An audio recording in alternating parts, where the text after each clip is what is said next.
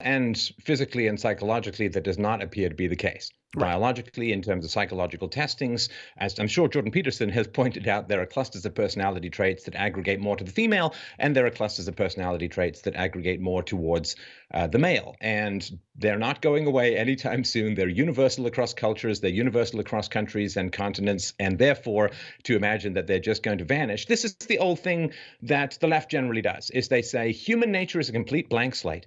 We can wipe it clean, and we can design a society based upon ideology rather than on biology, which is kind of funny because they tend to be rather secular and very much into Darwin.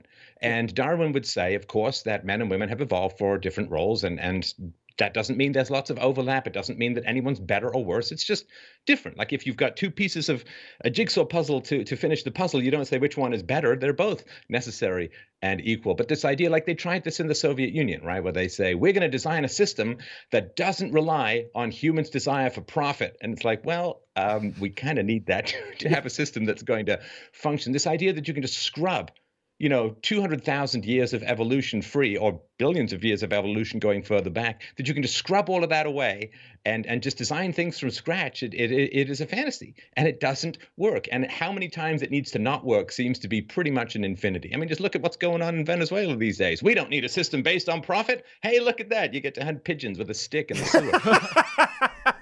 I don't know if they're hunting them with a stick. I'm pretty sure they have the slingshot there, Steph, and I won't allow misrepresentations on my show. But, you've talked quite a bit about cultural appropriation. This is something that I've thought about. Could be, maybe it's totally invalid. You can let me know here what you think about this. If they say, okay, gender is largely cultural, sociological, the two have kind of become interchangeable now, certainly as we relate to the transgender community. It's culture, gender. Okay, then we have to acknowledge, we remove biology, let's say gender is cultural. There have been cultural norms like the Boy Scouts for men. They are Boy Scouts. So that was culturally ingrained, fine. But then how is it not cultural appropriation for women to say, by the way, we're now going in the Boy Scouts? Well, that's a part of male culture and you're appropriating it.